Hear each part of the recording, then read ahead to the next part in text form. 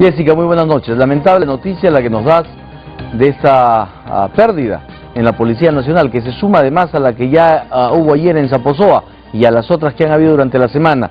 Nosotros justamente para contestar sobre este y otros temas, incluidos los temas relacionados al MRTA, a la Coordinadora Bolivariana, queríamos tener aquí al director general de la Policía Nacional, el general Octavio Salazar. Él había aceptado la invitación. El ministro Luis Alba Castro había también dado su consentimiento correspondiente para que el general Salazar estuviera aquí.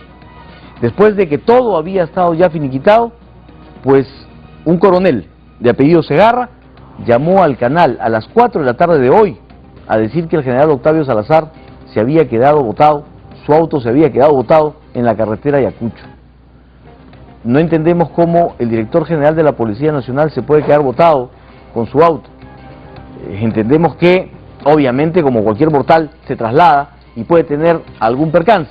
Sin embargo, debería tener algunos vehículos que pudieran rápidamente trasladarlo. No sabemos hasta cuándo o hasta qué hora estuvo ahí en la carretera con su percance, pero lo esperábamos aquí. Sin embargo, no está, no podremos tratar estos temas.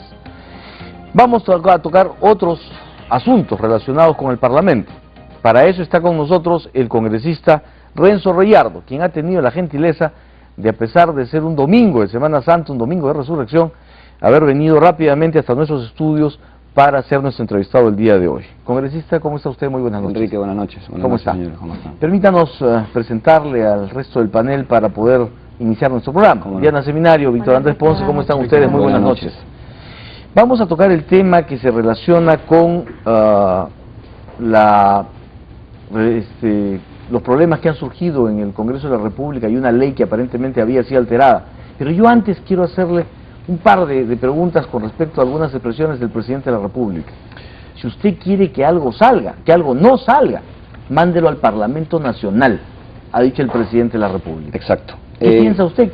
¿Cómo reacciona usted? Yo creo que el presidente en todo caso debería de preocuparse por su poder ejecutivo más que por el Parlamento. Somos dos poderes del Estado autónomos, distintos. El Congreso es el primer poder del Estado. Le recomendaría en todo caso al presidente bajar un tanto el tono, sobre todo, y aquí una crítica al Ejecutivo, básica y concreta. Se han promulgado algo más de 320 leyes desde que asumió el presidente Alan García, desde el actual periodo. El 17% de estas leyes, es decir, cerca de 53 leyes, no están reglamentadas. Y esto es una función exclusivamente del Ejecutivo. Entonces creo que debería de mirar primero hacia adentro que estar pensando y criticando permanentemente al Parlamento, como las últimas declaraciones de las últimas horas, ¿no? Y por otra parte también, hay serias críticas al Congreso por la labor poco productiva que hace, no solamente en las normas que emite, sino también en las discusiones que aparentemente terminan siendo un poco estériles y en los problemas en los que se mete constantemente. ¿Cómo ayudar a que el Congreso acompañe una labor ejecutiva? Sí, bueno, nosotros básicamente como congresistas tenemos labor legislativa y por supuesto también de control político. Y en ese sentido hay un tema de fiscalización importante y aquí una crítica al Parlamento. Un tema muy trascendental fue la famosa denuncia del Seguro Integral de Salud. Hasta ahora no se ha visto en el Pleno, por ejemplo, Enrique. Y esto es una crítica que hay que hacer a la mesa directiva directamente porque son ellos los que tienen que ponerlo en agenda. Se vio en la Comisión de Fiscalización, hoy hay gente presa a raíz de todos estos escándalos, estas denuncias a raíz del sismo, acordémonos. Sin embargo, hasta ahora no lo podemos votar en el Pleno del Congreso. Eso es una llamada de atención también al propio Parlamento, ¿no? Y a la Junta Directiva principalmente. Quedan seminario. Sí, buenas noches, congresista. Buenas noches. A propósito de estos escándalos que han venido ocurriendo en el Congreso, que han dañado mucho la imagen, en las últimas semanas hemos sido testigos de la adulteración de la autógrafa de la Ley Orgánica del Poder Ejecutivo. Exacto. Que quedaba una puerta abierta para que aumente la burocracia por un simple cambio de palabra. Correcto. Pusieron un 1. Exacto. Y eso varió todo. Sí. Ahora el oficial mayor ha renunciado y se ha castigado también a oficiales de la relatoría. Sin embargo, como usted debe saberlo muy bien, ningún funcionario del Congreso actúa sin el visto bueno de un parlamentario. Se dice que ellos tienen 120 jefes. ¿Qué va a hacer la Comisión de Fiscalización en todo caso? Porque ya Ética se ha pronunciado que ellos pueden actuar de oficio, pero es lamentable que una autógrafa sea adulterada de esa manera tan Exacto. burda o tan grave. Sí, efectivamente, es el artículo 24, el que se refiere a la estructura orgánica de los ministerios. Así es. El punto 1, lo referente a la alta dirección, justamente ahí se agrega el 1. La palabra uno. La palabra 1. Lo que varía y todo. esto varía todo porque lo que hace es incluir a un gabinete de asesores que coordine Por cada directamente con el además. Parlamento. Exacto. O sea, cuando más en el Congreso burocracia. solamente hay un asesor. Yo quisiera pedirle, congresista, perdón Sí, usted que lo cómo no. corte, pero simplemente para que nuestros televidentes conozcan en qué varía ese 1, la redacción de ese artículo, si usted pudiera Sí, cómo no. Lo podemos leerlo leer. con el 1 Claro. y sin el 1 para Exacto. que ellos se den cuenta de qué se trata. Artículo 24, la estructura orgánica de los ministerios. Los ministerios tienen la siguiente estructura orgánica. 1. Alta dirección. Conformar por el ministerio, perdón, por el ministro, viceministros y secretario general. La alta dirección cuenta con un gabinete de asesoramiento especializado para la conducción estratégica de las políticas a su cargo y uno, era I solamente, y uno para la coordinación con el Poder Legislativo. O sea, Entonces, si son tú le agregas uno, es un gabinete comité más, adicional, claro. ¿no? Por Para ministerio. la coordinación con el Poder Legislativo, en este caso con el Congreso. Esto obviamente es caro para el Estado porque obviamente busca de generar nuevos puestos de trabajo.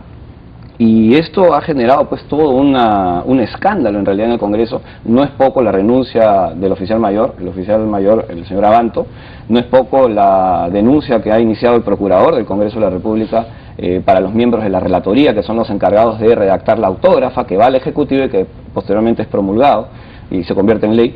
Y entonces, y ahora se habla de la posible implicancia de algunos parlamentarios. No, ya se habló del incluso congresista Calderón, exactamente. del APRA. Yo creo que para que se sigan con los debidos procesos, como normalmente se tiene que trabajar en el Congreso, lo importante es que la Comisión de Fiscalización investigue, porque aquí hay gente del área administrativa y por supuesto parlamentarios. Y una vez que se encuentre algún tipo de vinculación entre algún parlamentario con este caso puntual, pues se deriva a la Comisión de Ética.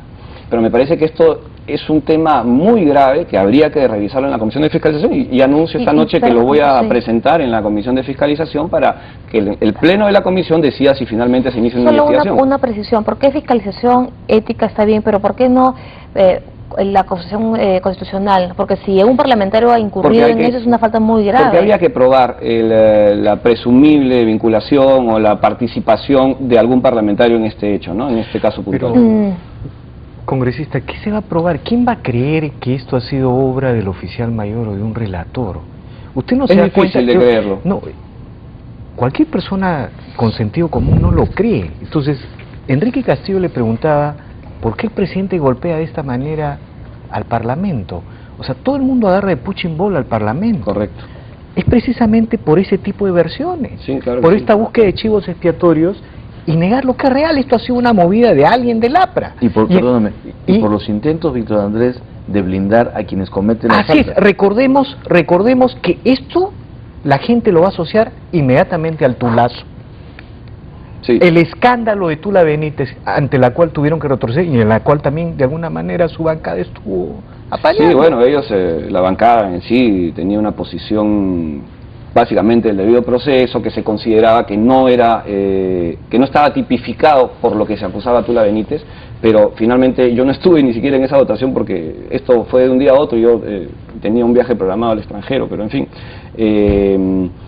esto hay que revisarlo. Evidentemente esto no se puede quedar así, por eso es que yo invoco a que la Comisión de Fiscalización intervenga. Creo que no es solamente un tema de ética, el tema de ética es exclusivamente para tratar las conductas o inconductas de los parlamentarios, y esto no es un tema solamente de los parlamentarios, es un tema general. Hay que determinar de dónde viene esto.